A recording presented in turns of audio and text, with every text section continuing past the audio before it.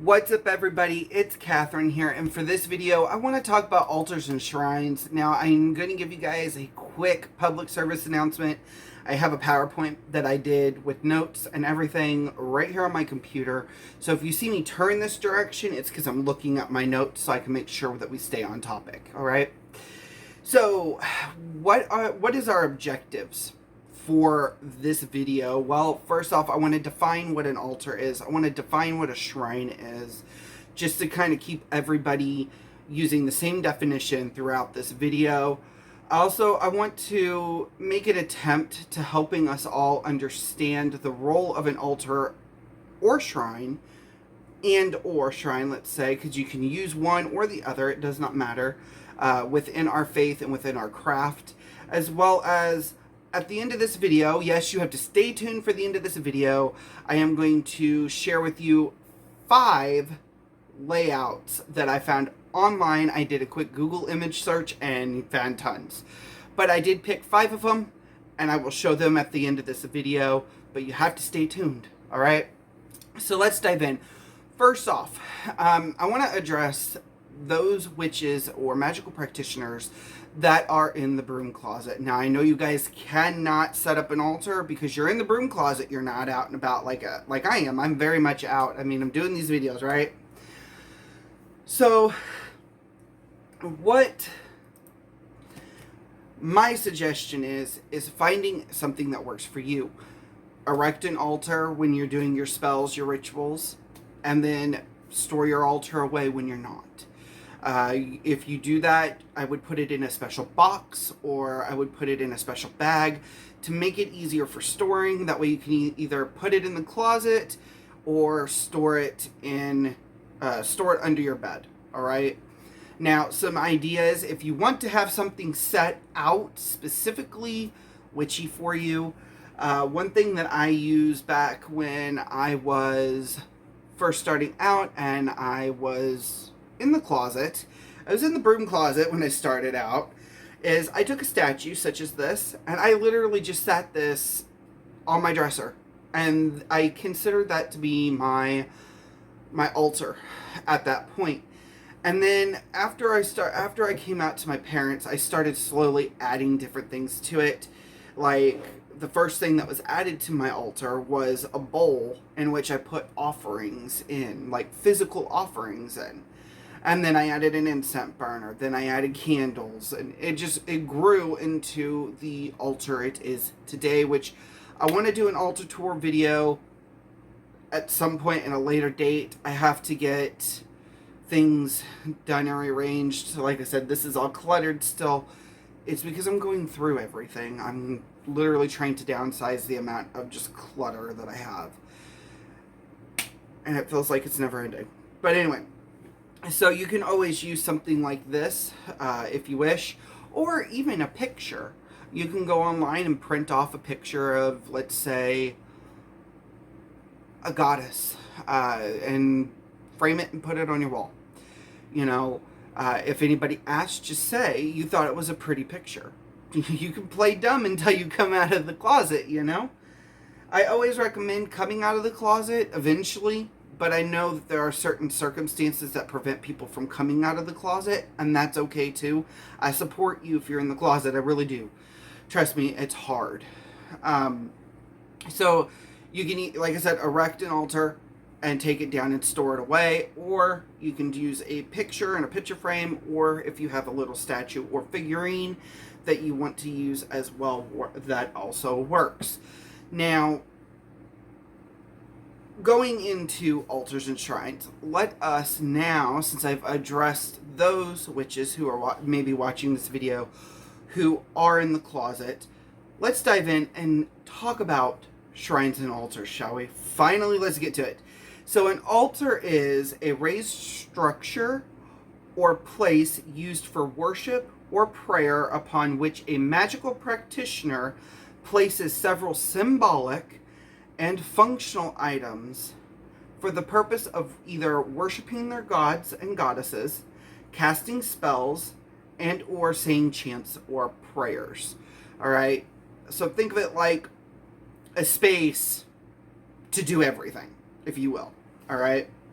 A shrine, on the other hand, is a space that a magical practitioner sets up for an esbot or a sabbat, a magical working, or permanently for all sorts of practices for things like divination or meditation. It is a place for transformational change, and a shrine also serves to honor either a person, a deity, ancestors, or a specific concept. All right. What the role of an altar or shrine within our faith? Let's start by talking about altars. Now, when I was learning about altars way back when I first started, I always learned that there are two types of altars. Technically three, but the third one will come into play when we talk about shrines. But there's a working altar and a manifestation altar. All right, that's how I've always learned from altars. So working altars are a place at which we focus our commitments to deepen in our spiritual work and relationships with the divine, the self, and the elements, and all of our spirit allies. It is a sacred space where we go to say daily prayers, set daily intentions, communicate with our spirits and guides, cast spells, and place objects to charge. Altars also serve as a place for us to find our spiritual center. All right? Manifesting altars, on the other hand, these are altars that are a little more specific.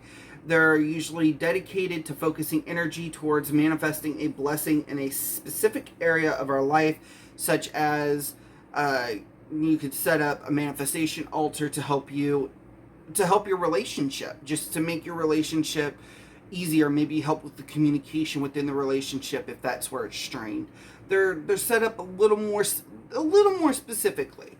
Okay, some other examples of what you can use manifestation, you can set manifestation altars up for, are things such as true abundance, good work, health, to help with character traits, and of course personal values, just to name a few of the different manifestation altars that you can build. And their altars are very meditative when building them, I have found.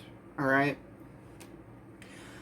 Shrines, on the other hand, these are dedicated to holding and sending our prayers and gratitude and honoring, in honor of, towards specific compassionate beings and aspects of life.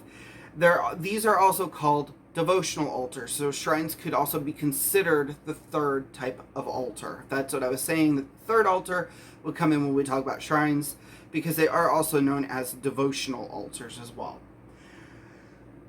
Some things that you can set up a shrine for. You can set up a shrine to honor your ancestors, to honor divine beings, to honor the elements, and of course to honor a specific deity or a specific pantheon of deities as well. So don't feel like you absolutely have to set up a shrine, because you don't have to have a shrine. You don't have to use a shrine if you don't want to. This is just how I always understood the breakdown of altars versus shrines. All right, I wanted to kind of give that information and to help you guys gain a new perspective, and to go out and do research. That is always my goal as a spiritual teacher, is to inspire you to go do your research and to develop and grow as the individual you are. All right.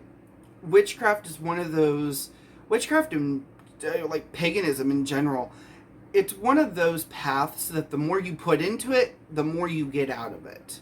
All right. So what we're going to do is, because we're almost finished, we're actually to the point where I was going to show you guys those layouts, but I want to give a couple real quick notes first, and then we'll flip through those images. I'm not really going to talk about them, but I am going to share them with you here at the end of this video. So some things that I wish you guys to take away is, an altar is usually used for working or manifesting, whereas a shrine is used mainly for honoring. All right. Now, That's not to say that you have to use both, because an altar can be used to honor as well. So it's not like you, just because I talk about it in this video, you have to go out and set up a shrine. By all means, that is not what I'm saying. What I am saying here is that there is, from my knowledge and understanding, a split between what a shrine is and what an altar is.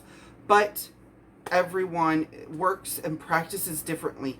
You don't have to do everything, especially you don't have to have that altar in the shrine and then another altar and another altar. You don't have to have all those. You can have one altar, one shrine, or just one altar. Or if you want 50 different altars around the house, go for it. I mean, go crazy, people. I mean, seriously. Another thing is to take away from this, if you work within a specific tradition, definitely see if they have a layout that they use within that tradition. I believe, and don't quote me, but I believe if you practice Gardnerian witchcraft or Gardnerian Wicca, they do have an altar layout, just to name one example. But don't quote me on that, because it's been a while since I've looked into specific paths and traditions of witchcraft, all right? One final thing to take away, and this is for those of you guys who are in a broom closet, you can build a shrine and store it away when you're done. Build an altar, take it down and store it away when you're done, if that is something you need to do. And, just to make sure you have a specific bag or box to store it in. That way it kind of in itself becomes kind of a ritual type, small miniature ritual for you.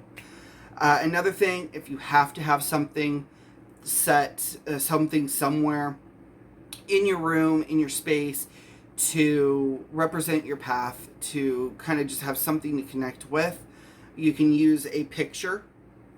Or if you have an action figure, or even a little dragon statue. Well, I use dragon statues, but any kind of just little statue will work. And you just sit it in a specific spot and make sure you keep it clean, make sure you dust and clean around it, wipe it off, and of course, make sure you connect with it frequently and charge it with your energy and intent. And then eventually, when you do get the chance to come out of the broom closet, add pieces of it, add to it, and make it an adventure. All right. So those are the things I'm hoping everybody will take away from this video. So I will see you guys in the next one. I'm going to, right after we get done here, I promise, are going to be those diagrams. So I would appreciate it if you'd smash that like button, hit that subscribe button, and turn on those bell notifications, so then that way you never miss another video from me again. And guys, stay safe. It's crazy out there. I love you all, and until the next one, namaste.